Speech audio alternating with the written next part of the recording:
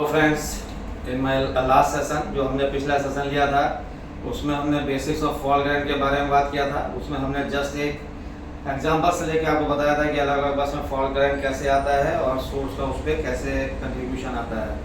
आज हम लोग जस्ट बात करेंगे कि फॉल्ट करंट को अलग अलग बस पे हम लोग कैसे कैलकुलेट करते हैं अगर हमारे पास में सोर्स और सारी चीज़ का पता है तो जब हम फॉल्ट करंट कैलकुलेशन की बात करते हैं तो उसमें हमको थोड़े से कुछ एजम्पशंस लेने पड़ते हैं फॉल्ट करंट के लिए।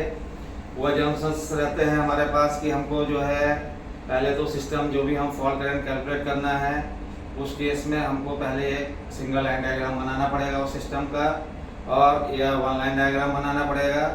जब हमने single line diagram one line diagram बना लिया उसके बाद में हमको कुछ एजम्पशंस दिमाग में लेके चलना पड़ता है कि हमको सिस्टम में जो भी रेजिस्टेंसेस हैं उसको नेगलेक्ट करना रहता है क्योंकि हमारा जो रेजिस्टेंस है वो रिएक्टेंस के कंपैरिजन में काफ़ी कम रहता है।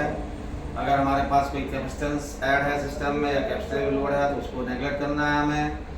हमको जनरेटर या मशीन हमारी जो है उसमें हमको ये मान के चलना है कि हमारी मशीन का जो वोल्टेज है वो कांस्टेंट है। हो सकता है कि हमारी मशीन का आउटपुट वोल्टेज 11 kV हो लेकिन रनिंग में एक्चुअल रनिंग में वो 10.5 से 11.5 kV तक वेरी कर रहा हो, लेकिन हम उसको 11 kV अगर है उसका तो हम लोग 11 kV ही कंसीडर करेंगे और उसका हमारा जो रिएक्टेंस है वो रिएक्टेंस भी हम कांस्टेंट मान के चलेंगे कि मशीन का रिएक्टेंस थ्रू आउट कांस्टेंट है। ये हम सारे एजम्पशंस जब मान लेंगे then we will calculate the fault current.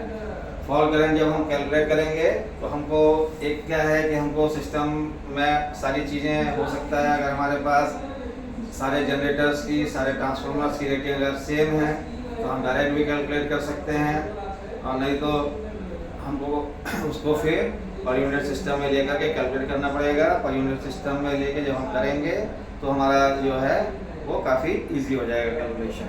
तो हम क्या करते हैं एक बेसिक एग्जांपल से शुरू करते हैं आपको इजी बताने के लिए। हमारा एक ये जनरेटर है, ये जनरेटर जो है सिंपल एक ऐसे ट्रांसफार्मर नहीं लगा है, इसमें केवल एक ब्रेकर है। ये 11 kV का एक हमारा बस है। अब हमारा ये बहुत बेसिक सिस्टम है, हमको इसका फॉल्ट करंट कैलकुलेट करना है तो हमको क्या क्या पता रहना चाहिए। जनरेटर का हमको क्या पता होना चाहिए, मेगावाट रेटिंग नॉर्मली दिया जाता है तो हम मान के चलते हैं हमारा जनरेटर का रेटिंग 40 मेगावाट हमको दिया गया है। अब हमको जनरेटर का क्या पता रहना चाहिए, रिएक्टेंस। रिएक्टेंस में हम लोग जनरेटर का क्या कंसीडर करेंगे, सब ट्रांजिएंट रिएक्टेंस कंसीडर करेंगे क्योंकि सब ट्रांजिएंट रिएक्टेंस जो है जनरेटर का वो टाइम होता है जिस समय highest fault current generator feed करता है। तो हम लोग जनरेटर का XD" कंसीडर करेंगे। XD" फॉर एग्जांपल इस जनरेटर का है 16%। तो अब हमको इस 11 kV बस पे सिमेट्रिकल फॉल्ट करंट अगर निकालना है, ये ग्राउंड हो गया तो ये जो है ये दूसरे टाइप का फॉल्ट होगा, लेकिन जो हमको कैलकुलेट करना है वो क्या करना है, सिमेट्रिकल फॉल्ट करंट मतलब 3 phase direct short circuit calculate करना है। तो उसको कैलकुलेट करने के लिए हमको नॉर्मली इस सिस्टम में अगर एक बेसिक केवल एक जनरेटर है और कुछ नहीं दिया है और इस बस में अगर हमारे फॉल्ट हो जाता है इस बस में तो अगर हमको इसको फॉल्ट करंट को कैलकुलेट करना है तो हमको अभी इस केस में बेस MVA या बेस KV की जरूरत नहीं है क्योंकि ये सिंपल है। हमको क्या करना पड़ेगा, हमको XD" पता है, हमको मेगावाट पता है, तो हम लोग क्या करेंगे इस बेस पे पहले हम और हमको एक चीज़ क्या पता रहना चाहिए, जनरेटर का पावर फैक्टर पता रहना चाहिए नॉर्मली जो कि 0.8 रहता है। तो हम क्या करेंगे पहले मेगावाट को MVA में कन्वर्ट करेंगे तो MVA हमारा कितना हो जाएगा 40 डिवाइडेड बाई 0.8 तो ये आ जाएगा आपका 50 MVA आ जाएगा। फिर 50 MVA आने के बाद में क्या करेंगे, हम फॉल्ट MVA कैलकुलेट करेंगे। तो फॉल्ट MVA हमारा कितना हो जाएगा, फॉल्ट MVA 50 MVA रेटिंग है divided by per unit reactance तो 16% है तो 0.16 तो ये कितना आ जाएगा आपका 16 से करेंगे तो ये हो जाएगा 5000 डिवाइडेड बाई 16 तो ये आएगा 16 से करेंगे तो 16 × 48 हो गया, 2 20 16 एकम 16 4 40 16 दूनी 32.5 312.5 MVA फॉल्ट MVA हमारा आ गया। अब क्या होगा जब हमको फॉल्ट MVA से फॉल्ट करंट निकालना है तो MVA हमारा नॉर्मली क्या होता है √3 × वोल्टेज × I। अभी फॉल्ट MVA की बात चली है MVA फॉल्ट की तो ये IF हो जाएगा तो हमको जब IF निकालना है तो हमारा क्या हो जाएगा, फॉल्ट एमवी आया 312.5, ठीक है ना, डिवाइडेड बाय √3 इंटू 11 kV। अब हमारा चूंकि ये MVA में है, ये kV में है, हमारा जो करंट आएगा वो एम्पियर में आएगा। तो हमको क्या करना है, या हम इसको 1000 से मल्टीप्लाई नहीं करेंगे तो directly it will come in kilo ampere. तो 312.5 डिवाइडेड बाय 11 इंटू 1.732। इसको जब हम कैलकुलेट करेंगे तो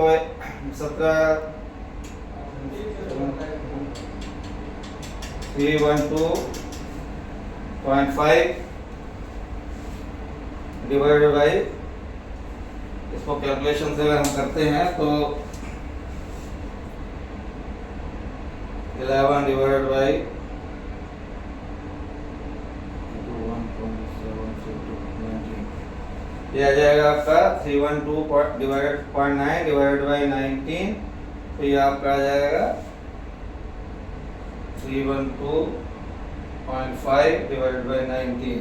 तो हमारा इसका आ जाएगा 16.44 किलो एम्पियर। ये हमारा इस बस का फॉल करंट कोई पूछेगा तो कितना आएगा, 16.44 किलो एम्पियर। ये हमारे बस का फॉल करंट हो गया। अब हम, ये हो गया हमारा क्या, नॉर्मल एक बहुत बेसिक सिस्टम हो गया हमारे पास। ये हमारे पास एक जनरेटर डायरेक्टली कनेक्टेड टू बस और इस बस में फॉल्ट हो गया। तो हम कैसे कैलकुलेट करेंगे, ये आपको सबसे बेसिक इसलिए बताया ताकि आपको एक रेफरेंस रहे कैसे करना है, तो ये आपके लिए इजी रहेगा।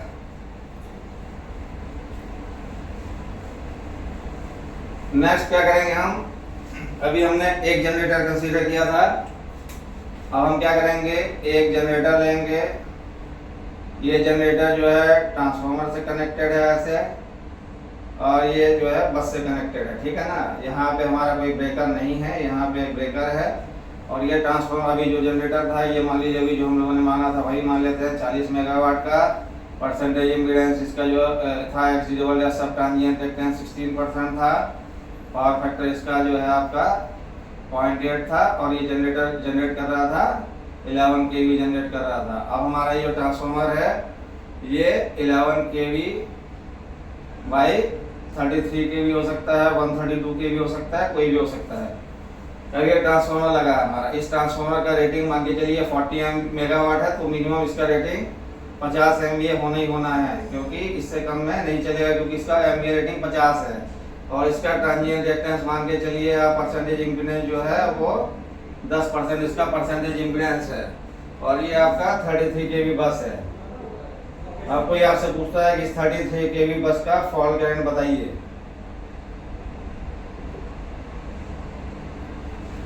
इस केस में क्या होगा, अभी हम चाहें तो क्या कर सकते हैं, बेस MVA और बेस के भी मान सकते हैं, और नहीं चाहें तो नहीं मान सकते, क्योंकि दोनों का बेस सेम है। अगर बेस सेम ही रहेगा तो दिक्कत है, जैसे ये 50 MVA है, ये 50 MVA है, इसलिए अगर हम बेस MVA नहीं भी मानते तो दोनों 50 हैं, तो इट विल बी सेम। लेकिन आप चाहें तो ये क्या कर सकते हैं, बेस MVA, दो सिस्टम आ गया तो 50 MVA मान सकते हैं। बेस MVA हमारा 50 है, तो हमारा क्या होगा, बेस MVA 50 मान लिया।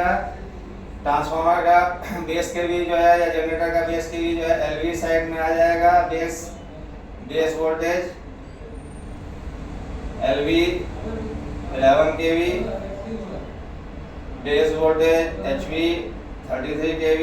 अब हम क्या करेंगे, पर यूनिट रिएक्टेंस अगर हमको निकालना है, तो जब हम पर यूनिट रिएक्टेंस निकालेंगे तो चूंकि ये भी 50 MVA है, 40 मेगावाट या 50 MVA, तो इसको अगर हम चेंज भी करते हैं नए पर यूनिट रिएक्टेंस में तो चेंज नहीं करेगा, क्योंकि ये भी 50 MVA है, ये भी 50 MVA है। तो हम अगर बेस MVA 50 भी मानते हैं तो ये will be same for both, इसलिए अब इस केस में हम इसको डायरेक्ट करके करेंगे। तो हमारा क्या है, 50 MVA का दोनों ट्रांसफार्मर है हमारे पास, एक का 10 है परसेंटेज इम्पीडेंस, इसका सेल्फ ट्रांजिएंट रिएक्टेंस 16% है। तो जब हम इसका इक्विवेलेंट डायग्राम बनाएंगे, तो ऐसे अगर इक्विवेलेंट डायग्राम कोई बनाने के लिए बोलता है तो क्या बनाएंगे, ई बनाएंगे, प्लस माइनस करेंगे, उसके बाद में ये है, इसके बाद में ये हमारा जनरेटर का जो सिंगल लाइन डायग्राम बोला था, जनरेटर का रिएक्टेंस हो गया, जनरेटर की रिएक्टेंस के बाद में फिर आपका ये ट्रांसफार्मर है, ट्रांसफार्मर का रिएक्टेंस आ जाएगा और ये फिर आपका यहाँ पे ये लोड हो गया। अभी क्या है, आपको दो रिएक्टेंस पता होना चाहिए। तो हमारे पास दो रिएक्टेंस कौन कौन से हो गए, 16% हो गया। 16% मतलब हमारे पास इसको पर यूनिट में करेंगे तो कितना हो जाएगा 0.16। ये कितना हो गया 10, तो इसको जब हम करेंगे तो कितना हो जाएगा 0.1। तो हमारा जो है, अब हम बात करेंगे पर यूनिट रिएक्टेंस की। अगर हम बात करेंगे नेट पर यूनिट रिएक्टेंस की, तो इसमें कौन सा लगेगा, जो आपका रेजिस्टेंस में सीरीज का अलग मेथड लगता है। तो हमारा क्या होगा, ये दोनों रिएक्टेंस क्या है सीरीज में है, तो क्या है 0.16 और 0.1। तो 0.16 प्लस 0.1, तो नेट हमारे रिएक्टेंस कितना हो जाएगा 0.26 पर यूनिट हो जाएगा। हमने बेस एमवीए कितना माना था, 50 एमवीए माना था। तो हमारा जो फॉल्ट करंट है, फॉल्ट वो कितना हो जाएगा, फॉल्ट एमवीए अगर हम बात करेंगे तो 50 एमवीए डिवाइडेड बाय 0.26, ये कितना हो जाएगा 5000 डिवाइडेड बाय 26। तो हमारा ये कितना आ जाएगा 26 24 26 नंबर 192 एमवी हमारा फॉल्ट एमवी आ जाएगा। अब 192 एमवी फॉल्ट एमवी आ गया, तो हमारा फॉल्ट करंट कैसे आएगा, आईएफ के लिए क्या करना पड़ेगा, हमारा फॉल्ट एमवी हमको पता चल गया कितना है 192। हमको इसको क्या करना है, वही सेम फॉर्मूला √3VI, तो √3 कर दिया मल्टीप्लाई बाई आई वोल्टेज हमारा कितना है केवी पे निकालना है, 33 केवी पे निकालना है। तो हम इसको 33 से डिवाइड कर देंगे, तो ये हो जाएगा 192 डिवाइडेड बाई 1.732 मल्टीप्लाई बाई 33। ये हमारा हो जाएगा बाई कैलकुलेशन। जब हम इसको करेंगे कितना आ जाएगा, ये 33 × 1.732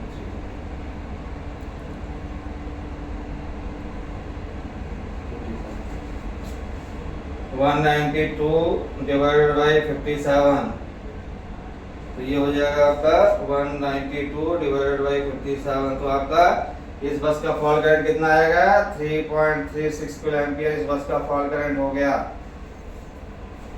ये है आपका कैलकुलेशन मेथड। अगर एक जनरेटर और एक ट्रांसफार्मर के साथ कनेक्टेड है तो आप कैसे करेंगे, तो आप इसको सिंपल तरीके से ऐसे करना है, बहुत इजी है, इसमें कहीं कोई आपको कंफ्यूजन नहीं होना चाहिए। आपको बेस एमवीए जो मानना है, अगर मान लीजिए ये 50 है, ये 60 होता, तो आपको जो बड़ा वाला एमवीए रेटिंग है उसको बेस एमवीए मानना है और बाकी फिर इसको आपको नॉर्मल करना है। अब इसके बाद एक दूसरा एग्जांपल लेते हैं, उससे आपको और क्लियर होगा।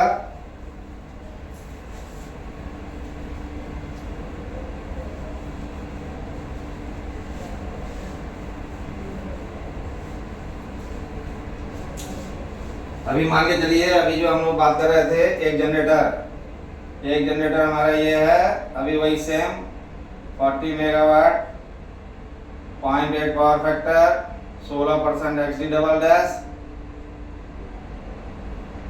और ये जो है अभी एक जनरेटर। अब ये दूसरा जनरेटर G2 इसी बस से कनेक्टेड है, G2 भी इसी बस से कनेक्टेड है। अगर मान लीजिए अब ये 40 मेगावाट का था, ये भी 40 मेगावाट है, सारी कंडीशन इसकी भी सेम है। अभी ये दोनों आके ऐसे आ गए, इस बस से कनेक्ट हो गए, ठीक है। ये 11 kV बस हो गई आपकी, और ये आपने यहाँ पे फिर एक ट्रांसफार्मर लगा दिया, ये ट्रांसफार्मर आके इस बस से ऐसे कनेक्ट हो गया। ये बस मान लीजिए आपका 132 kV बस है। आपने क्या किया, इस ट्रांसफार्मर की रेटिंग 100 MVA रख दी, इसका पर यूनिट रिएक्टेंस आपने जो है मान के चलिए एम्पीडेंस जो है 10% रख दिया। ये ट्रांसफार्मर है आपका 11 kV बाई 132 kV, ये आपका है। अब इस बस पे अगर आपसे कोई फॉल्ट करंट पूछता है, इस बस पे कोई फॉल्ट करंट पूछता है, तो आपका फॉल्ट करंट इस बस पे निकालना है तो क्या करना पड़ेगा, इस बस पे निकालना है तो क्या करना पड़ेगा, तो इस बस में निकालने के लिए कोई दिक्कत नहीं है, एक का निकाल लीजिए आप, जो आया था वही सेम इसका आएगा, दोनों को ऐड अप कर दीजिए और जो आएगा वैल्यू वो इस बस का फॉल्ट करंट हो जाएगा। अगर हम 132 केवी की बात करते हैं तो अब दूसरा हो जाएगा, क्यों, क्योंकि यहाँ पे ये 3 पिक्चर में आएंगे। तो अभी हमको क्या करना पड़ेगा, हमारे पास एक 40 मेगावाट है, मतलब ये 50 MVA हो गया, ये भी 50 MVA हो गया हमारा, ट्रांसफार्मर 100 MVA का है। अब हमको इसका फॉल्ट करंट इस बस पे अगर मान लीजिए कैलकुलेट करना है तो क्या करना पड़ेगा, हमको फिर से बेस MVA मानना पड़ेगा। तो बेस MVA किसको मानना है, बेस MVA जो सबसे बड़ा MVA रहता है पूरे सिंगल लाइन डायग्राम में सर्किट में, जो सबसे बड़ा MVA दिख रहा है उसको मानना है। तो बेस MVA हमारे केस में क्या हो जाएगा, 100 MVA हो जाएगा। इस केस में LV साइड और HV साइड का अगर बेस केवी मानेंगे तो LV साइड का बेस केवी अगर हम बात करेंगे तो 11 केवी हो जाएगा, और बेस केवी 11, और HV साइड का अगर करेंगे बेस केवी तो क्या हो जाएगा, 132 केवी हो जाएगा। अब हमको क्या करना है, सारे सेम चीज करना है जो पहले हमने किया था। तो अभी हमको क्या करना पड़ेगा, ये 50 MVA में है, हमने बेस MVA 100 लिया है, तो इसका जो परसेंटेज इम्पीडेंस है, परसेंटेज रिएक्टेंस है, वो क्या होगा, चेंज करना पड़ेगा। तो चेंज करने का फॉर्मूला क्या है, आपको याद रखना पड़ेगा, बहुत ईजी है। पर यूनिट रिएक्टेंस अगर हम बात करते हैं न्यू वाले की, अगर हमने बेस MVA ले लिया, न्यू की बात करनी है तो क्या होगा, per unit old multiply by new MVA divided by old MVA multiply by KV new upon KV old upon KV new square. तो चूंकि हमारा वोल्टेज चेंज नहीं हो रहा है, वोल्टेज सेम है इस लेवल पे, तो हम क्या करेंगे, इस पार्ट को नहीं देखते हैं, इस पार्ट को हम लोग वोल्टेज वाला पार्ट को देखने की जरूरत नहीं है, क्योंकि हम सेम वोल्टेज लेवल पे बात कर रहे हैं। तो हमारा इम्पीडेंस क्या होगा, इतना ही रहेगा। तो इसके लिए नया परसेंटेज इम्पीडेंस कितना हो जाएगा, पहले कितना था 0.16, तो ये 0.16 हो गया। फिर MVA नया कितना है, 100 MVA माना तो 100 हो गया, ये MVA कितना है 50 है तो 50 हो गया। तो जनरेटर 1 का जो इम्पीडेंस पर यूनिट इम्पीडेंस कितना हो जाएगा, 2 से करेंगे तो 0.32 हो जाएगा। सेम रेटिंग इसका है, सेम तरीके से जब G2 का करेंगे तो वो भी 0.16 इंटू 100 बाई 50 करेंगे तो ये भी आपका 0.32 हो जाएगा। और ट्रांसफार्मर का चूंकि सेम है, कोई चेंज नहीं है, 100 ही MVA है, तो इसका पर यूनिट इम्पीडेंस जो है ट्रांसफार्मर कितना हो जाएगा, 0.1 हो जाएगा। तब हम इसका जब इक्विवेलेंट डायग्राम बनाएंगे, जो आपको भी बताया तो कैसे बनेगा, ये इसका वोल्टेज इसको ई से दिखाएंगे, प्लस माइनस हो गया, ये हो गया, एक दूसरा जनरेटर का हो गया E2 प्लस माइनस, ये हो गया, ये आएगा, ऐसे आएगा। इसके बाद में इसका यहाँ पे ये नया इम्पीडेंस ये हो गया, तो इसका कितना आ रहा है 0.32, इसका भी 0.32। फिर ट्रांसफार्मर का कितना आया आपका 0.1 और ये आपका ऐसे हो गया लो। अब आपका नेट रिएक्टेंस कितना हो जाएगा, नेट रिएक्टेंस जब हम करेंगे तो ये दोनों पैरेलल में है, तो पैरेलल के लिए हम रेजिस्टेंस में क्या करते हैं 1/R = 1/R1 + 1/R2 करते हैं। तो नॉर्मली क्या आता है, हाफ हो जाता है।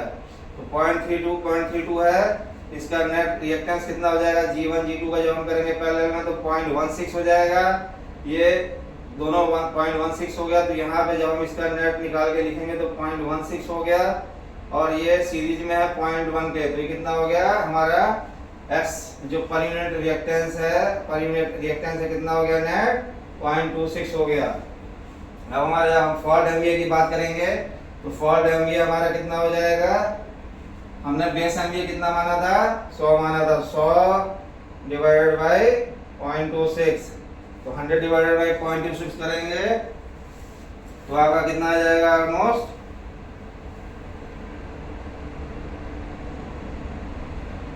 384.6 आ जाएगा आपका। यहाँ पे 384.6 MVA आ गया आपका फॉल्ट MVA।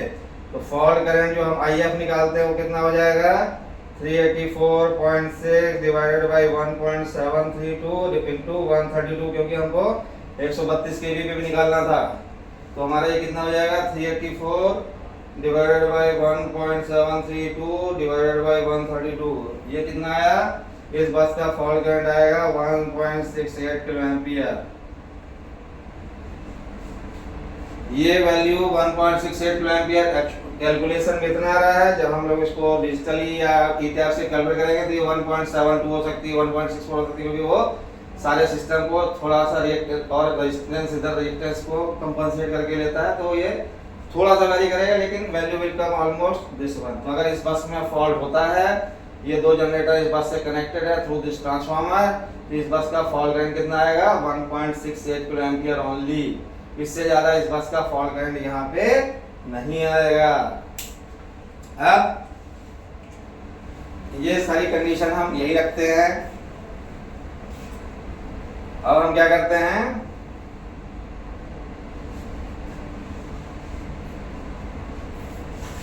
मान लीजिए ये 132 केवी जो है हमारी लाइन, जिसका कि fault current by calculation 168 kilo ampere आ रहा था।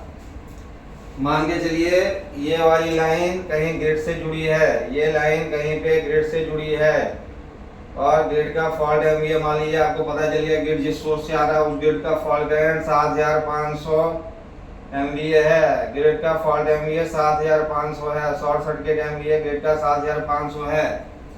तब क्या होगा, तब आपका कहानी बदल जाएगा। क्या बदल जाएगा आपका, इस बस में अगर फॉल्ट होता है तो ये 1.68 किलो एम्पियर जो इससे फील हो रहा था वो भी रहेगा, और 7500 एमवीए के करस्पॉन्डिंग अगर आप निकालेंगे फॉल्ट करंट, तो IF इज इक्वल टू आपका हो जाएगा 7500 divided by 1.732 into 132।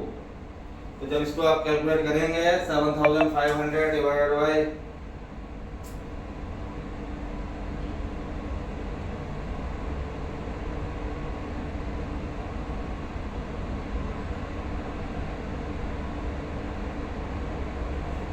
10, this will come around 32.8 kilo ampere. ये आपका आ रहा है 32.8 किलो एम्पियर। 32.8 किलो एम्पियर जो है ये फॉल्ट करंट इस बस में और ऐड हो जाएगा, तो नेट फॉल्ट करंट कितना हो जाएगा इस बस का 32.8 प्लस 1.68 किलो एम्पियर इस बस का फॉल्ट करंट हो जाएगा। That will come around 34 kilo ampere इस बस का फॉल्ट करंट हो जाएगा। अगर हम जिस ग्रिड से जुड़े हैं उस ग्रिड का फॉल्ट एमवीए इतना है, तो नेट अगर इसमें 3 फेज ग्रिड शॉर्ट सर्किट होता है 132 केवी में, तो 34 किलो एम्पियर इसका फॉल्ट करंट होगा। इसमें एक चीज और आपको ध्यान रखना है। क्या ध्यान रखना है कि हम लोगों ने जैसे मान लीजिए इस बस का फॉल्ट करंट कैलकुलेट किया था, that was coming around 16 kilo ampere लगभग आ रहा था, जो भी 16 किलो एम्पियर इस बस का फॉल्ट करंट आ रहा था। दोनों जब हमने किया था, इसको एक बार फिर से हम लोग कर लेते हैं कितना आ रहा था, अभी हमको याद नहीं आ रहा है। इसका जब हम करेंगे तो कितना आएगा 50 डिवाइडेड बाय 0.16, ठीक है, एक जनरेटर इतना कंट्रीब्यूट करेगा। तो हम लोगों ने जब इसको किया था कितना आया था 5000 divided by 16, 312 divided by 1.732 into 11, 312 divided by 19, 16.2 kilo ampere एक जनरेटर ने किया था फीड। एक जनरेटर जो फॉल्ट करंट फीड करेगा वो 16.2 किलो एम्पियर करेगा, ये जनरेटर भी 16.2 किलो एम्पियर फीड करेगा। इस बस का 11 केवी बस में अगर फॉल्ट होता है, ऑलरेडी यहाँ ब्रेकर नहीं है, तो इन दोनों जनरेटर जो कंट्रीब्यूट करते हैं वो 32.4 किलो एम्पियर इस बस को फॉल्ट को कंट्रीब्यूट करते हैं। अब अगर इन केस इस बस में 11 केवी में फॉल्ट हो जाता है और आप ग्रिड से कनेक्टेड हैं, तो उस केस में क्या होगा 32.4 किलो एम्पियर जनरेटर फीड करेंगे, और ये जो 32.8 किलो एम्पियर है ये क्या करेगा इस रास्ते से ऐसे होते हुए इधर से आके ट्रांसफार्मर के थ्रू इसको यहाँ पे फॉल्ट को ऐड कर देगा। तो 32.8 प्लस दिस करीब 34 किलो एम्पियर इस बस का फॉल्ट करंट और अलग से फीड होगा। तो नेट फॉल्ट करंट इस बस का अप्रॉक्स 66.5 किलो एम्पियर इस बस का फॉल्ट करंट आ जाएगा। अगर इस बस में फॉल्ट होता है ग्रिड उस समय कनेक्टेड है और इस बस में 3 phase dead short circuit fault होता है तो नेट फॉल्ट करंट कितना आ जाएगा 66.5 एम्पीयर आ जाएगा। ये वाला सोर्स इसको ऐसे बैक फीड करेगा और ये आपका क्या करेगा, इसको फॉल्ट को फीड कर देगा और फॉल्ट को जैसे ही फीड करेगा आपका इतना मैग्नीट्यूड का फॉल्ट इसमें जाएगा। ये आपको ध्यान रखना है कि अगर आप ग्रिड से कनेक्टेड हैं तो ये बैक फीड भी कर सकता है फॉल्ट को। अगर इस सिस्टम में कुछ कनेक्टेड है 132 के आगे उसमें भी इसका इम्पैक्ट देगा, यहाँ पे बैक भी इसको इम्पैक्ट को झेलना पड़ेगा।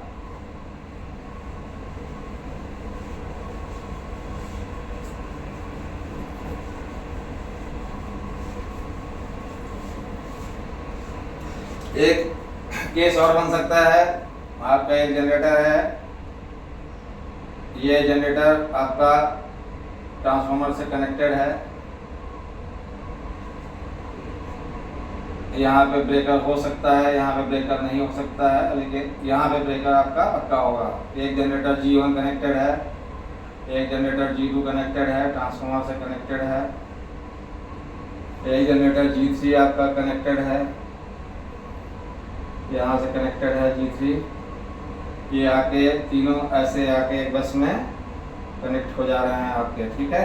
अब क्या होता था, अभी हम लोगों ने क्या किया था, जनरेटर की रेटिंग को सेम माना था। अभी हम लोग जनरेटर की रेटिंग को सेम नहीं लेते हैं ताकि, और इस टाइप का भी कॉम्बिनेशन हो सकता है कि हो सकता है एक जनरेटर आपका कितने का लगा हो, 40 मेगावाट का लगा हो, एक जनरेटर आपका 50 मेगावाट का लगा हो, एक जनरेटर आपका बाद में 30 मेगावाट का लगा हो, ऐसा भी हो सकता है आपके यहाँ, ठीक है ना।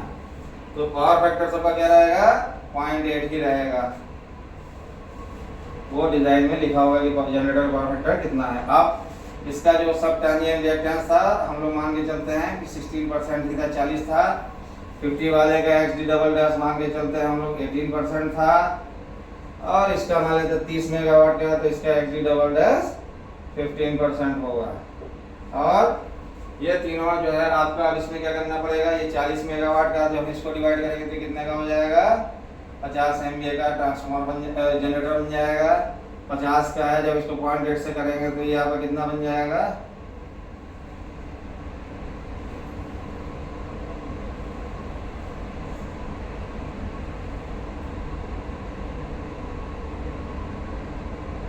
$62.5 MVA का बन जाएगा।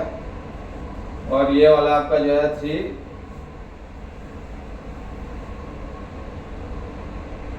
MVA का बन जाएगा। तो ये तीन आपके पास जनरेटर हैं, अलग अलग रेटिंग के हैं, और आपको इस बस पे फॉल्ट कैलकुलेट करना है। मान के चलिए बस आपका 33 kV का है, आपका ये ट्रांसफार्मर 50 MVA और इसका जो है आपका परसेंटेज इम्पीडेंस जो है ये कितना है, मान के चलिए 50 का था 10% है, इसका मान के चलिए इसका परसेंटेज इम्पीडेंस जो है वो आपका 12 है, और इसका परसेंटेज इम्पीडेंस जो है आपका कितने का है, मान लीजिए 9 का है। ये तीन रेटिंग के ट्रांसफार्मर लगे हैं। ये ट्रांसफार्मर आपका 11 kV बाई 33 kV पे लगे हुए हैं। 11 kV बाई 33 kV के ट्रांसफार्मर्स आपके यहाँ लगे हुए हैं। और ट्रांसफार्मर की रेटिंग, जो इनकी रेटिंग है जनरेटर की 50 का 50 रहेगा, यहाँ पे 62.5 MVA का ट्रांसफार्मर लगेगा और यहाँ पे 30.5 MVA का ट्रांसफार्मर लगेगा। अब इस बस पे 33 kV पे बस पे आपको कोई बोलता है कि फॉल्ट करंट फाइंड करिए, तो आपको कैसे फाइंड करना है, इस केस में आपको क्या ध्यान रखना है, जो हमने बताया था कि आपको बेस MVA लेना है। तो बेस MVA जो आपको लेना है, आपको मैक्सिमम वाला बेस MVA लेना है। तो यहाँ पे सबसे मैक्सिमम बेस MVA कितना है, 62.5 MVA आपका मैक्सिमम बेस MVA है। तो आपने बेस MVA ले लिया। बेस के लिए अगर लेना है तो आप बेस के लिए 11 kV ले सकते हैं, लो वोल्टेज साइड। बेस के लिए हाई वोल्टेज साइड आप जब लेंगे तो ये 33 kV साइड आपका हो जाएगा। तो इसका नेट रिएक्टेंस डायग्राम क्या बनेगा, आपको जब बनाएंगे तो ये E1 आपका हो गया, E2 हो गया, E3 हो गया, ये आपका प्लस माइनस हो गया।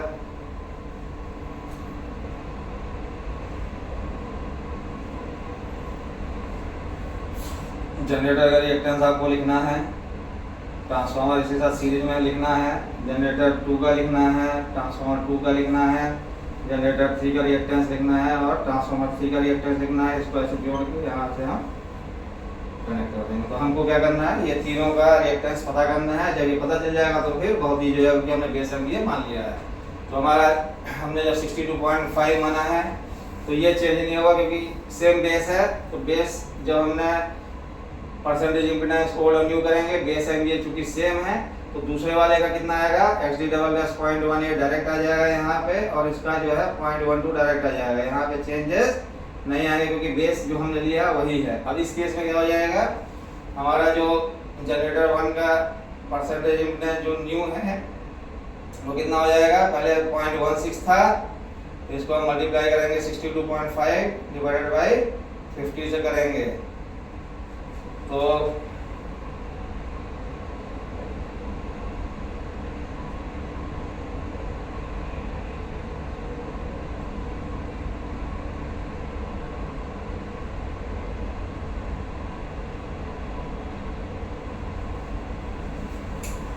इसको हम लोग जल्दी निकाल लेते हैं कितना आएगा, ताकि टाइम खराब ना हो।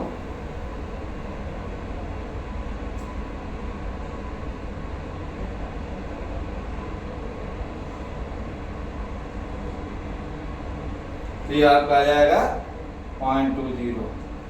तो जनरेटर 1 का कितना आ गया, 0.20। ऐसे हमारे जो ट्रांसफार्मर T1 है, जिसका न्यू कितना हो जाएगा, सेम 0.1 है, तो 0.1 इंटू 62.5 डिवाइडेड बाई 50 कितना आ जाएगा आपका, ये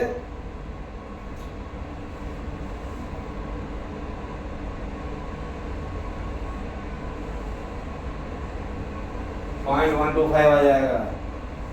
तो हम क्या करेंगे, यहाँ पे जनरेटर का 0.2 लिख देंगे, इसका 0.125 लिख देंगे। फिर हमारा तीसरा कितने का है, 35 एमवीए का है। तो G2 का तो हमने G2 सेम रहेगा जैसा है, T2 सेम रहेगा, क्योंकि उसका base impedance base MVA change नहीं हो रहा है। ये सारा सेम रेटिंग हमने लिया है, इसलिए सेम का सेम लिख दिया। G3 की जब बात करेंगे, x न्यू निकालेंगे तो कितना आ जाएगा, आपका कितना दिया है 15, तो 15 का 0.15 हो जाएगा इंटू 62.5 डिवाइडेड बाई 35।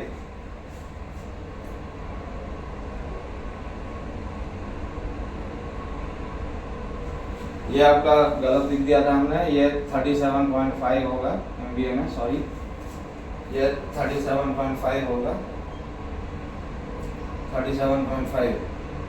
तो 62.5 मल्टीप्लाई बाय 0.15 ये आ गया डिवाइडेड बाई 37.5। ये आपका 0.25 आ गया। इसका इम्पीडेंस कितना हो गया, 0.25।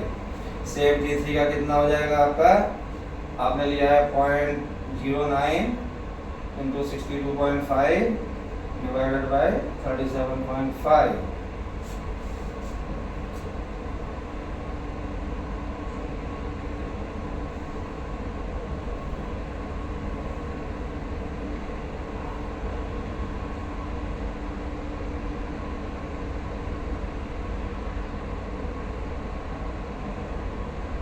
ये आ गया आपका 0.15। तो आपने क्या लिखना है यहाँ पे, जनरेटर का हो गया 0.2 और ट्रांसफार्मर का हो गया 0.15। ये आपका क्लिप आ गया। अब इसको क्या करेंगे, जब आप इसको सॉल्व करेंगे तो ये दोनों सीरीज में है। अभी आप इसको देख लीजिए, अब आप इसको हमको थोड़ा मिटाना पड़ेगा, ताकि आपको हम फर्दर बता पाए। ये वाली चीज़ हम मिटा दे रहे हैं, क्योंकि हमने ऑलरेडी इसको लिख लिया है। तो अब आप इसको ध्यान में रखिएगा। अब ये इसको देख के हम क्या करेंगे, हमारा क्या हो जाएगा, एक लाइन का हो जाएगा इम्पीडेंस क्यूमुलेटिव 0.2 और 0.3 हो जाएगा 0.325। फिर दूसरे सर्किट का कितना हो जाएगा, 0.12 और 0.28, तो कितना हो जाएगा 0.3। और तीसरे सर्किट का कितना हो जाएगा 0.2 और 0.1 0.35। ये हो जाएगा आपका ये। अब इसको क्या करना है, ये तीनों पैरेलल में आपकी। तो रेजिस्टेंस मेथड से जब हम करेंगे तो कैसे करेंगे, 1/x निकालेंगे इसका, तो 1/0.325 प्लस 1/0.3 प्लस 1/0.35। तो इसको हम जब एलसीएम लेके करेंगे तो इसका कैलकुलेशन आ जाएगा आपका, कितना आएगा आपको हम इसको आप कैलकुलेट कर भी सकते हैं, नहीं तो डायरेक्ट भी निकाल के हम बता देते हैं आपको कितना आएगा।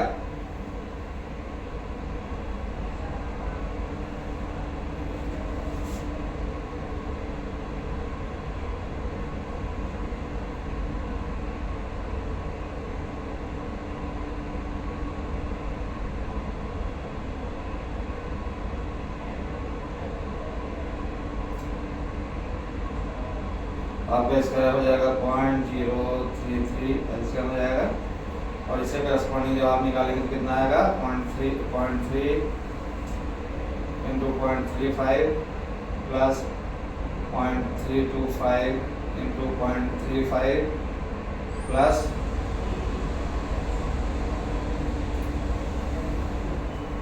0.325 इंटू 0.3। इसको करके आप सॉल्व करेंगे तो ये कितना वैल्यू हो जाएगा आपका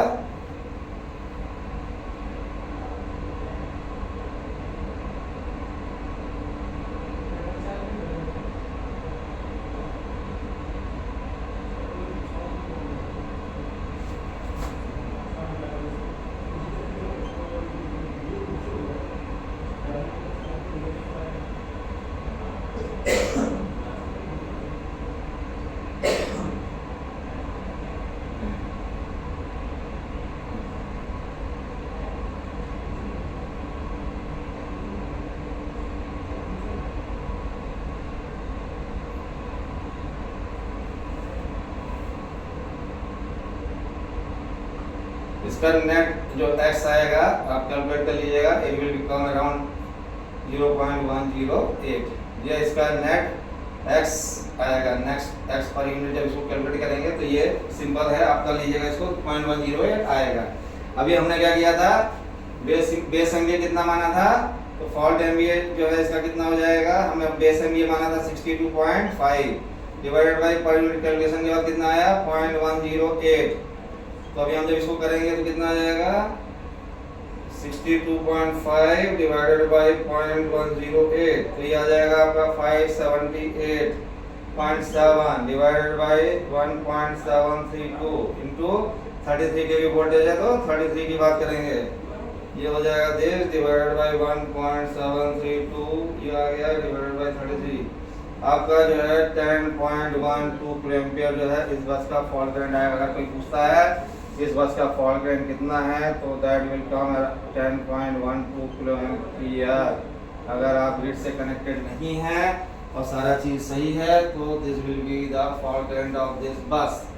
ये सारा जो है कैलकुलेशन मेथड आपको जब करना है तो आपको सीरीज पैरेलल वाला कॉम्बिनेशन ध्यान रखना पड़ेगा कि कैसे जो है आपका सर्किट कनेक्टेड है सीरीज पैरेलल में, वो अगर आपने ध्यान रख लिया तो फिर आपको कैलकुलेशन बहुत ही इजी हो जाएगा।